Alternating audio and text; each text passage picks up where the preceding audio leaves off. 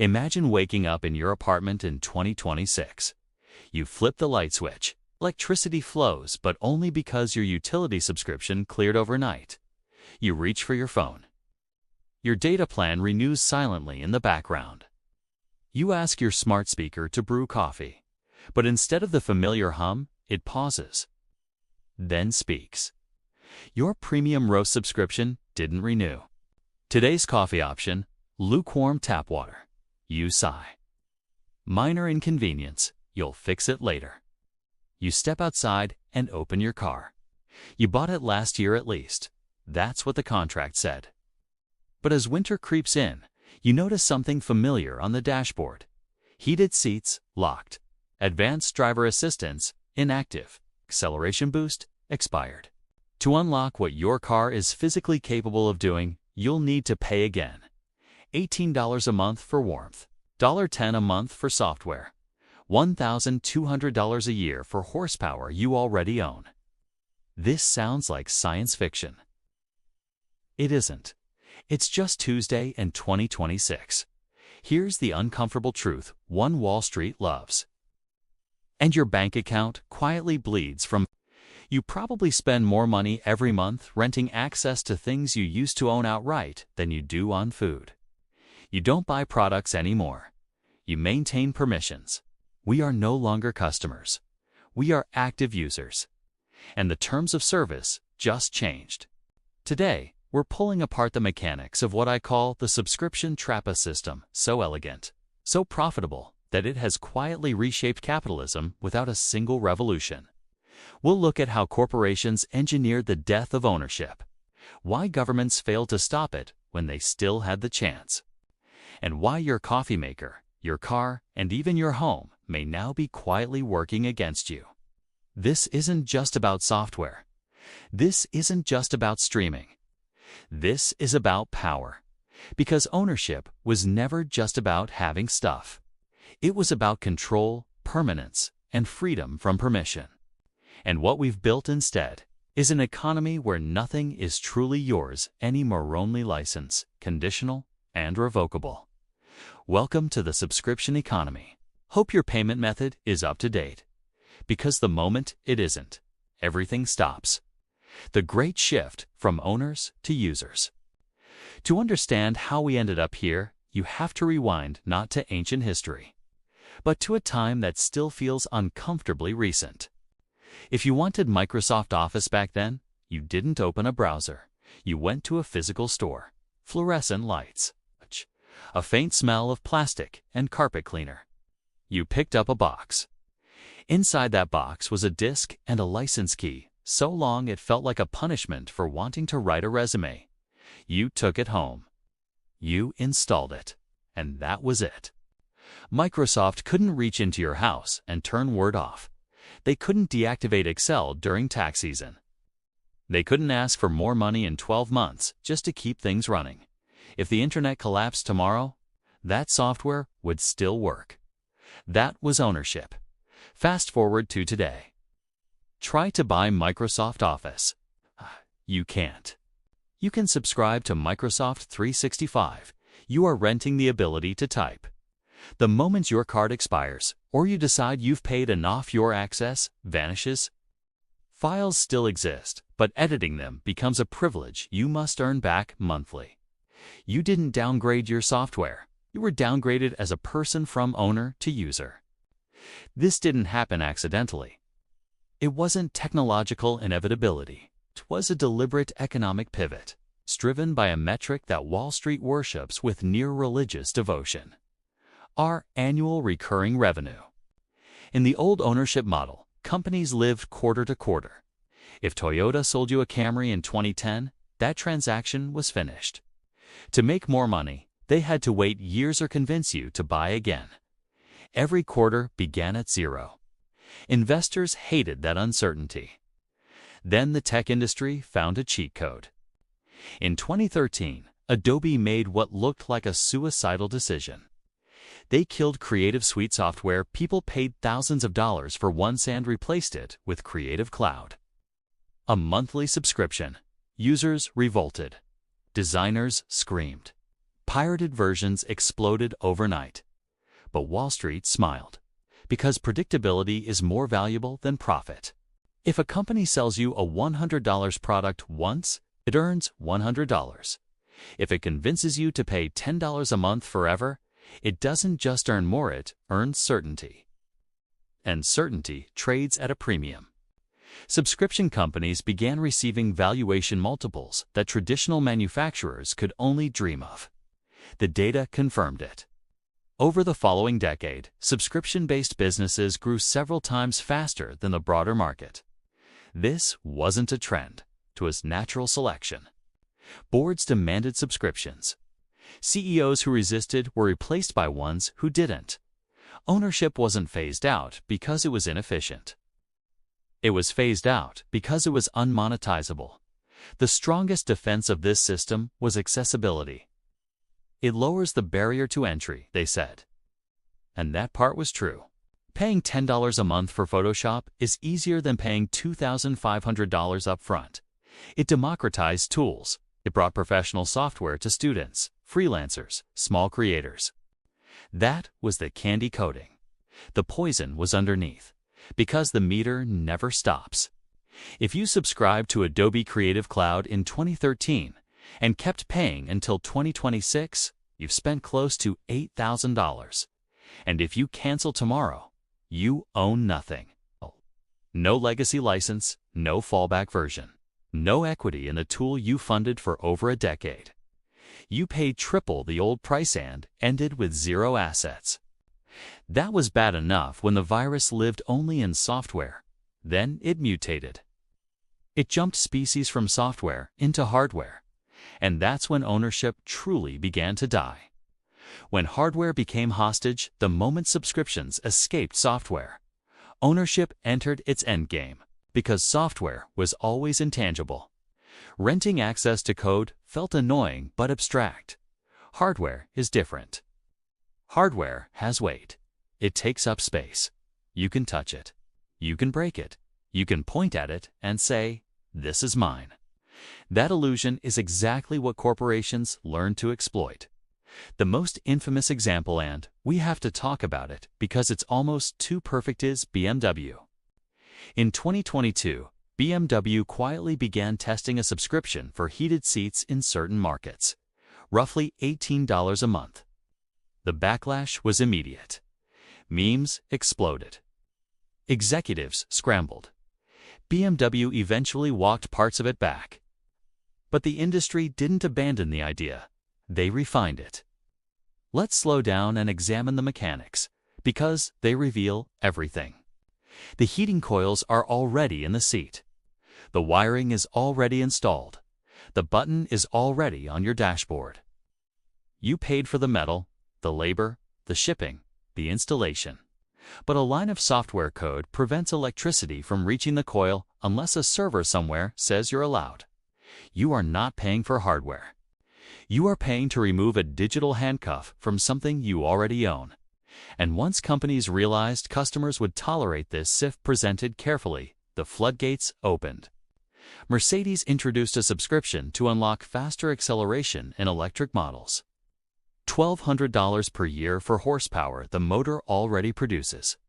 Tesla normalized over-the-air feature locks.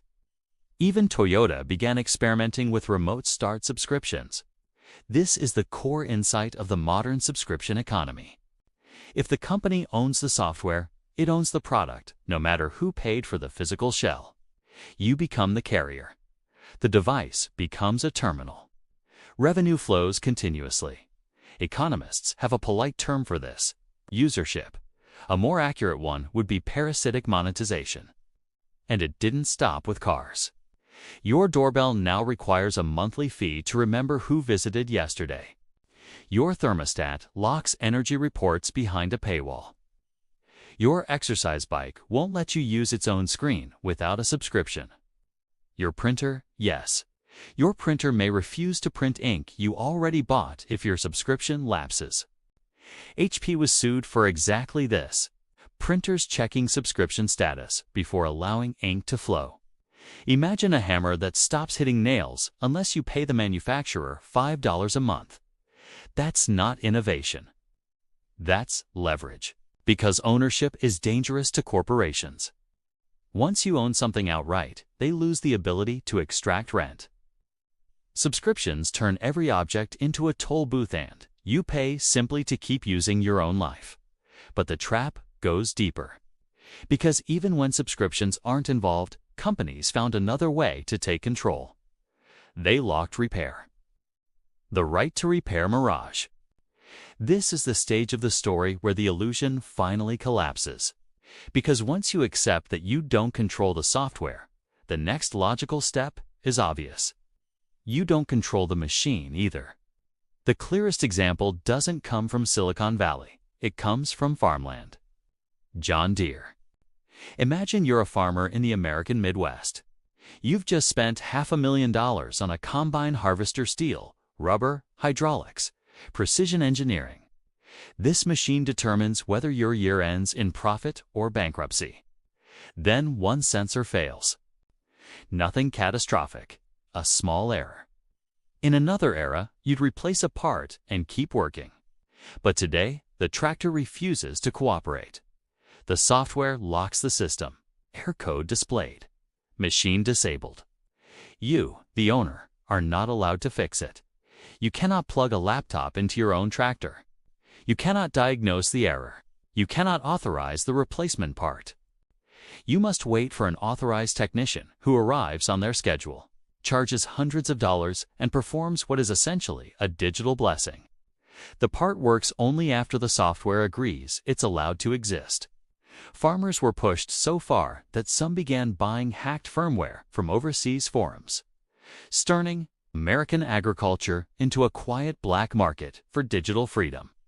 Let that sink in. People had to break the law to use equipment they already owned. And if you think this is just a niche problem for farmers, look at your phone. Modern smartphones use a practice called parts pairing. Screens, cameras, batteries. Each component carries a unique serial number that must be approved by the motherboard. Replace a cracked screen with a genuine part from another phone, and suddenly features stop working. Face ID fails. True tone disappears. Warnings appear. The justification is safety. Quality control, security. Sometimes that's true. But often, it's economic warfare against independent repair. If repairs are easy, devices last longer. If devices last longer, sales slow down. If sales slow down, growth suffers. So fragility is engineered, and fragility is monetized. Protection plans, extended warranties, monthly coverage subscriptions. You pay not because something broke, but because it might. It's the logic of the protection racket. Break the window, sell the insurance. By 2026, this model has spread beyond phones and tractors. Appliances, medical devices, industrial equipment, even wheelchairs increasingly rely on locked software systems that restrict who can repair them. You own the shell. They own the permission. Which brings us to the uncomfortable question everyone assumed the government would answer. Why didn't regulators stop this? Because they tried, and they failed. The endgame. Life as a service. For a moment, it looked like the government might intervene. In late 2024 and into 2025, regulators floated a deceptively simple idea. Click to cancel. If a company lets you sign up with one click at 3 a.m., it should let you cancel just as easily. Sounded like common sense.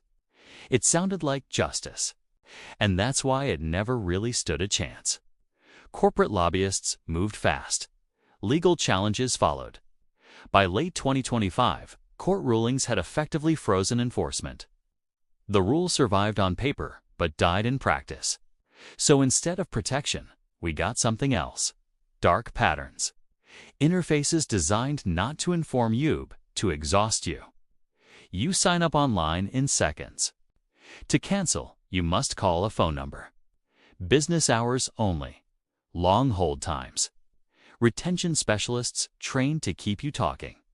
If that fails, there's confirm shaming. Are you sure you want to lose your saved data? Your friends will miss you. Most users regret canceling. If that fails, there's the pause trap. Pause for 3 months. And when the charge quietly resumes, you've forgotten. By 2026, companies are spending millions on AI-driven churn prevention systems. Algorithms that know exactly which message, discount, or guilt trigger will keep you paying. They don't just understand human psychology, they exploit it. Because your brain has a weakness, the pain of paying cash hurts. Cards hurt less. Automatic charges at 2 a.m. hurt not at all. This is why auto-renewal is sacred. The average consumer now carries between 10 and 15 active subscriptions. Most people dramatically underestimate what they spend.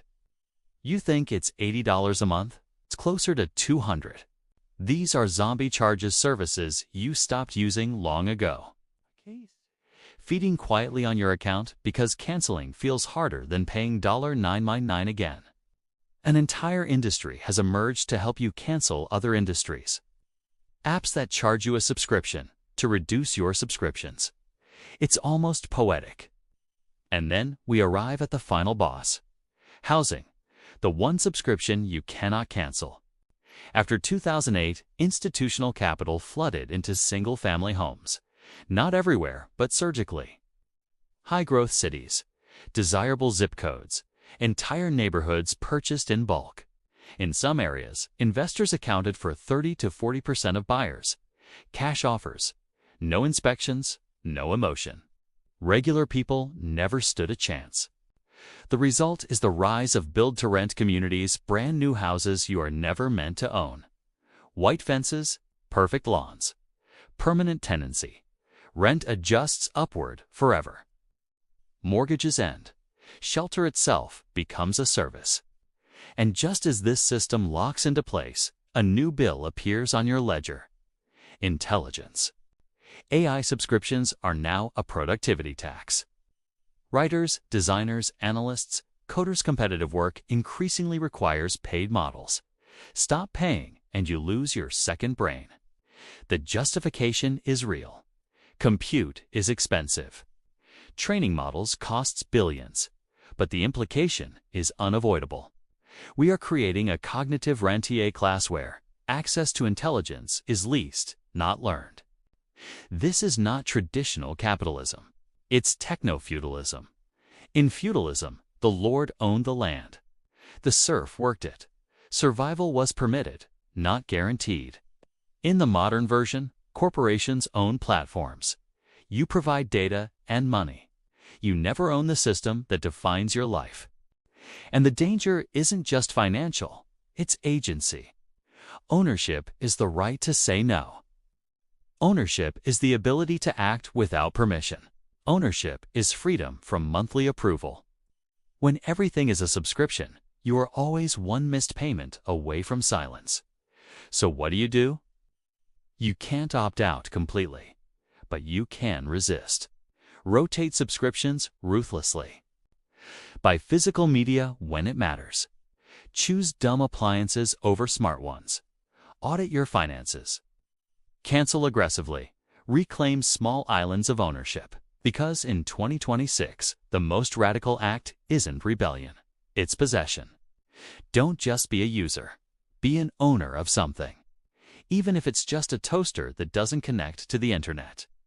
The quiet line you didn't notice crossing. Here's the part no quarterly report will ever admit. The subscription economy didn't arrive because consumers asked for it. It arrived because ownership is unpredictable and Wall Street hates uncertainty. Subscriptions smooth revenue. Lock-in smooths forecasts. And your habits, your forgetfulness, your tolerance for small monthly pain became the stabilizing asset. This is why the system keeps expanding. Not because it's better, because it's reliable. The danger isn't that one company controls you. It's that many companies each control a small piece of your life, and together they form a cage that feels normal. A charge here, an upgrade there. A feature you already paid for, locked again. And slowly you stop asking, why am I paying for this? You start asking, What happens if I stop? That is the psychological shift that matters. History doesn't usually announce itself with explosions. It changes quietly through contracts, interfaces, defaults, and renewals. Empires once taxed land. Modern systems tax attention, access, and continuity. And the people who feel this most won't be the rich. They'll be the ones living close to the margin, where one missed payment turns inconvenience into crisis. So remember this going forward. Every time you buy something, ask one question. Will this still work if the company disappears? If the answer is no, you don't own it. And the future is being built, line by line, on that distinction.